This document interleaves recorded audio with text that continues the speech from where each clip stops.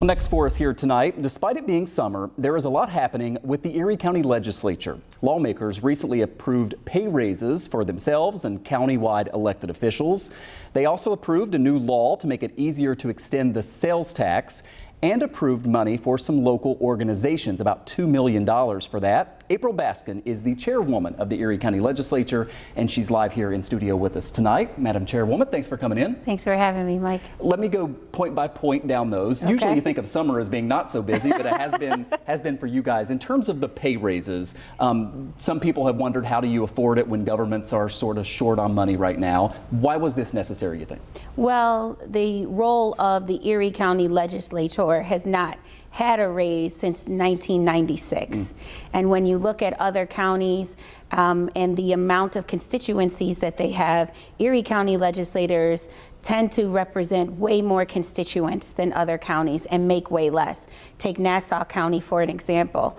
Nassau County they represent about 70,000 constituencies each, and they make about $84,000 a year. So here in Erie County, we represent almost 86,000. And you know, we've voted to bump up the salary of a legislator with hopes of one, creating more opportunities for people who want to serve to be able to make a decent living wage and being able to do so, and also because it's time. It's been nearly 30 years since that particular role has seen a wage increase.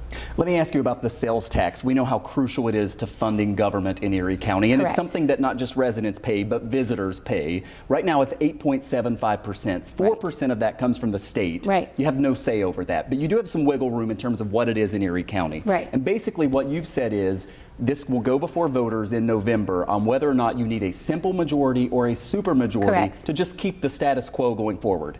Walk us through why you think voters come November, when it's on their ballot, should go along with you. Yes, and thank you for that clarity. If anyone in the legislature or the county executive wanted to change the sales tax rate, we still would require a supermajority. Way more legislators than just those who have a majority vote would have to participate in that. But what we passed is a law that will give voters the option to vote on when it's time to extend it, you only need a simple majority to extend it. And in the past, we've had some hiccups with needing a supermajority, and research shows that Erie County is the only county in the state of New York that right now is requiring a supermajority. And you know, we don't really want to get caught up in partisan politics when it comes to the sales tax extension. Like you said, sales tax revenue is over $300 million for Erie County residents. So this is how our schools are being taken care of, our cities, our roads, so much is dependent on that. So we're just trying to align with the other counties in the state, and voters will have a choice this November to decide if we should remain with a supermajority or allow a simple majority to continue the sales tax rate as it is. So we'll see what happens there in November. Finally, let me ask you about this $2 million that's going to some community groups. You know, there's been some controversy with this one. Let me ask you about it. The Buffalo News reported it with the following headline: millions meant to support cultural groups taken by Erie County legislators for handouts. See what you say about that. The article references it's $25 million, a fund from the county executive he proposed a couple of years back. The article says less than half of all money earmarked by Polling Cars from the Arts and Cultural Capital Project Fund was awarded the way the Polling Cars administration originally envisioned. The rest has been drained by county legislators who redirected the money to themselves so that they could provide it to nonprofits, local governments, and community groups.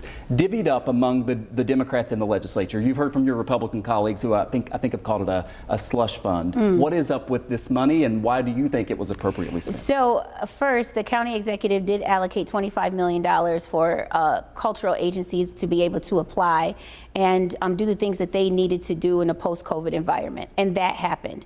Once as many cultural agencies applied that wanted to, we made sure that all those cultural agencies received some funding. At least $11 million went out the door to cultural agencies. And then we saw there was a $2 million leftover leftover monies in that fund. And the county legislature, all legislators, receive calls all year long from nonprofit institutions that are struggling. These are institutions that support seniors, that support youth, that support children, that have to do with crime reduction missions throughout Erie County. And so the Majority Caucus looked at and assessed all of the calls that we need, all the letters that we've received, and we said we have this $2 million left. We've given to the cultural agencies. Why not spread it through our nonprofits that keep our communities healthy and thriving as well? That's all that was done. In about the 20 or 30 seconds I have left, what some of the groups that you wanted the money to go to, who got this money? I made sure that I advocated for Northland Workforce Training Center to receive funding, HEAL International, which works with families that are settling here as new Americans, and some law enforcement agencies needed new equipment, so we need to make sure that our first responders and our law enforcement have the supplies that they need as well. I'm very proud of where the $2 million went, cultural agencies as well as nonprofits, because of the Majority Caucus received excess funding. A busy June for the Erie County Legislature. Chairwoman April Baskin joining us live here tonight. Thank you so much. Thank you, Mike. Thank you.